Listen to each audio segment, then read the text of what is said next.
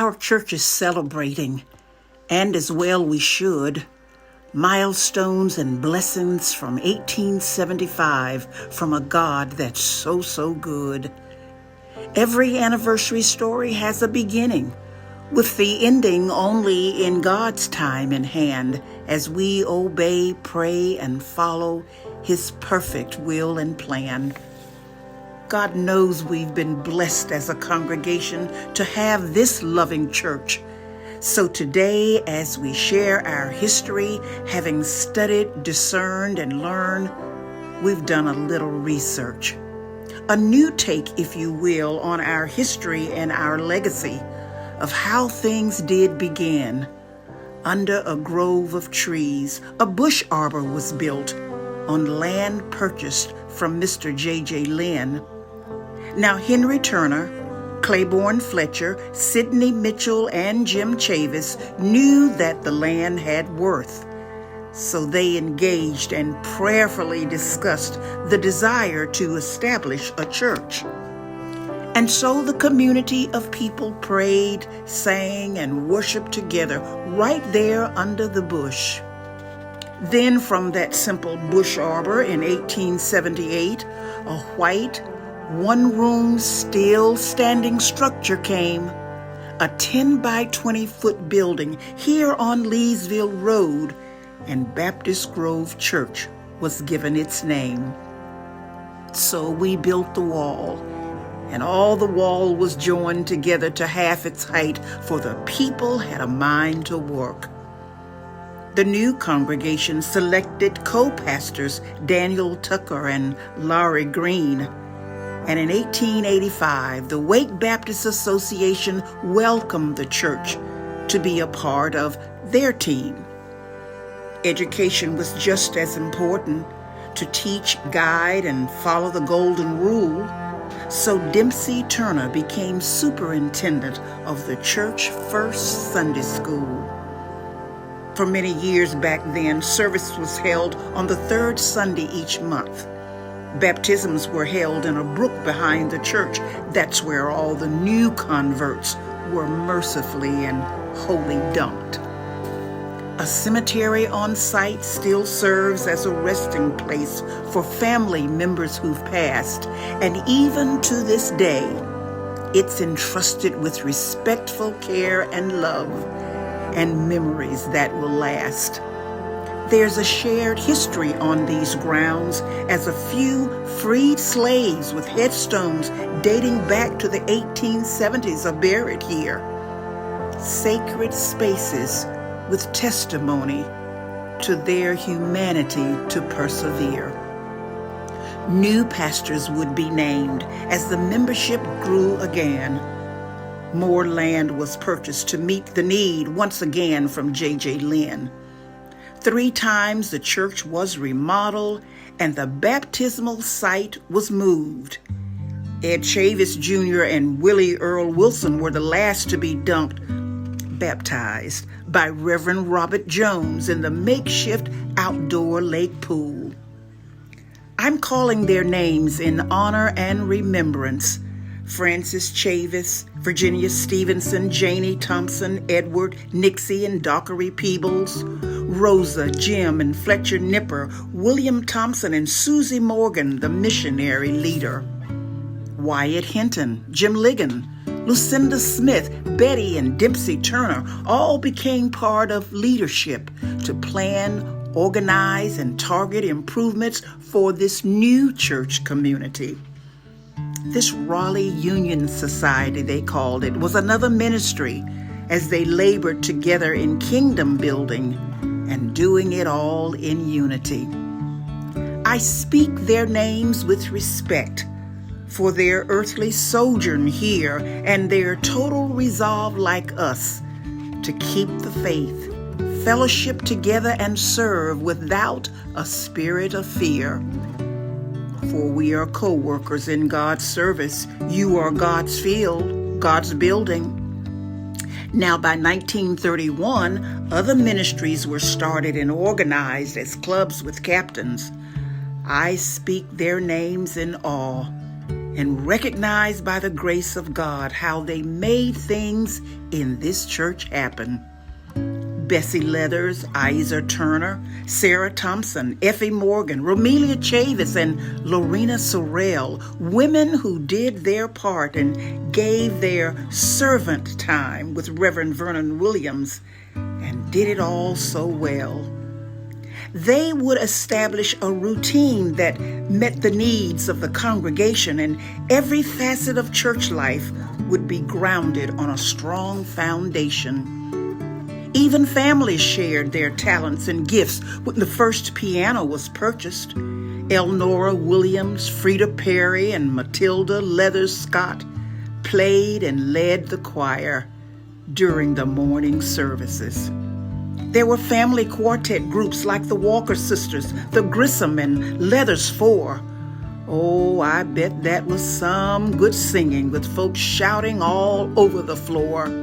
Especially during revival, another highlight of the year. 5 nights in the month of late August with people coming from far and near. And then on a following September Sunday with children, women, and men, baptisms was held for the converts, this time in the cool waters of Lake Lynn.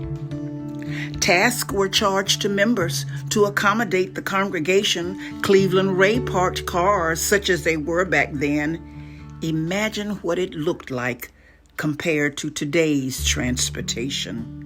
The first church bus was purchased for the convenience of the members. Thorny Holden and Ewell Grissom Sr. were drivers, and good service they did render. Furniture was purchased. Dues were paid, 5 cents per month, we're told. But our God made a way and gave favor and grace, for no good thing from his church would he ever withhold. Over the years, God blessed the church with modern amenities for its members, indoor hot and cold water, restrooms, even air conditioning, and a furnace to keep them warm in winter. Church services were now held every Sunday at high noon, and with the growing increase in members, they really needed more room. Eventually, there was now an indoor baptismal pool. Marva Chavis, Kenneth Chavis, Burke Carrington, Deborah Scott, and Phyllis Wilson were the first children to experience this indoor saving ordinance as the Holy Spirit moved. The mortgage was burned in 1970, clearing the church of debt. Education rooms and a pastor's study built at the rear of the church still houses our current pastor's haven, but the story has not been finished yet. The church celebrated its centennial 100th anniversary in 1977. And we still live, serve others, and obey God with expectation of heaven. Can you see God's hand in everything he's done? Can you see the milestones made when we work together as one? Can you believe in his goodness and his providential will? Can you see the blessings still happening right here on the hill? A land note was liquidated. The cemetery landscape, the parking lot and driveways were paved with marked-in spaces. A new church sign was erected with the hope of new blessings to come. Oh, God has always been on time, showing his hand of love. More land was needed as God was fulfilling every one of his promises. So more acres of land were purchased from Alexander and Mildred Thomas. Let's acknowledge the preachers who came to serve the church. Their names will live in our history for the call they accepted as they invested in holy work. New pastors were named, and through the years they taught and preached the word.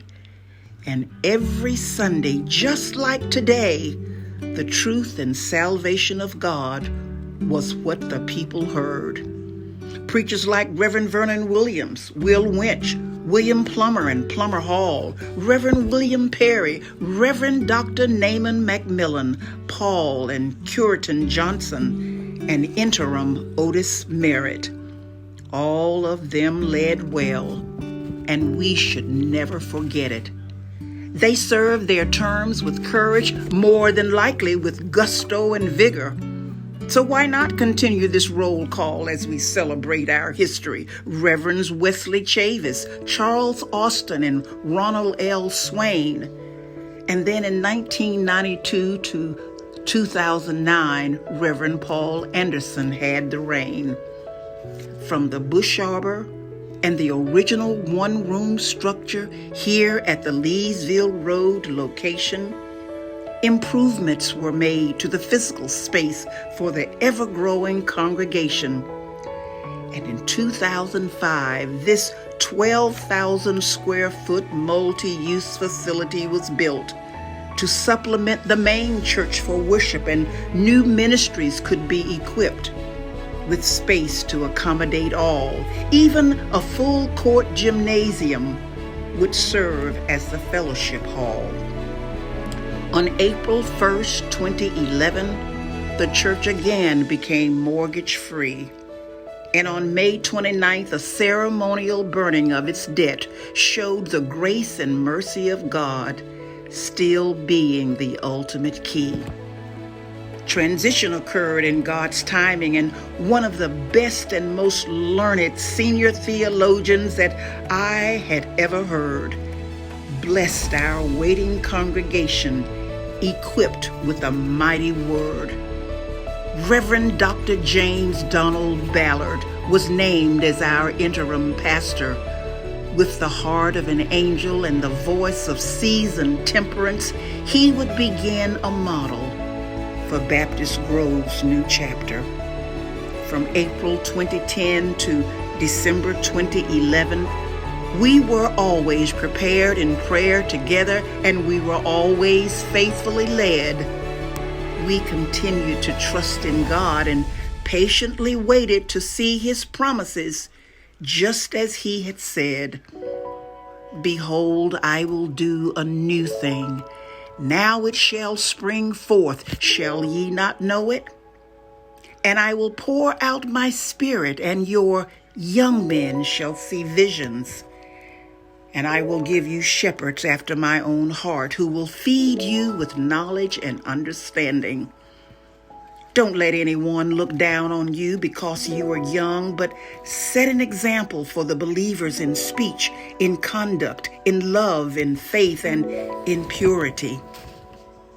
Then a new era was ushered in when our new shepherd came, and the communities of believers in the house and all around would never be the same. Now, you've been told once before, and we've seen it for ourselves. God delivers on His promises. There is nothing that compares. On January 2012, Reverend Bankole Akinbinu, a young man gifted with a servant's calling on his life, came ready and prepared, and even brought a wife. He's taken us even higher in what the good Lord wants. He cares, He loves us and encourages us, and generously shares the good book do's and don'ts. So on this 148th church anniversary, we thank God with praise and open outstretched hands for what we've seen and experienced right here on this land that honors Him as we continue to learn and grow, not just in physical numbers, but to glory the King of Kings for the legacy we celebrate and for the overflow. Baptist Grove Church continues to be a shining beacon on this hill as God's presence, grace, and mercy resides here even still. And we're all the better for it as we've stayed the course to continue our history together, knowing Jesus is our source. Oh, so much has changed since those early days, but this is just part of the story. There is so much more to be thankful for, and we give God all the glory.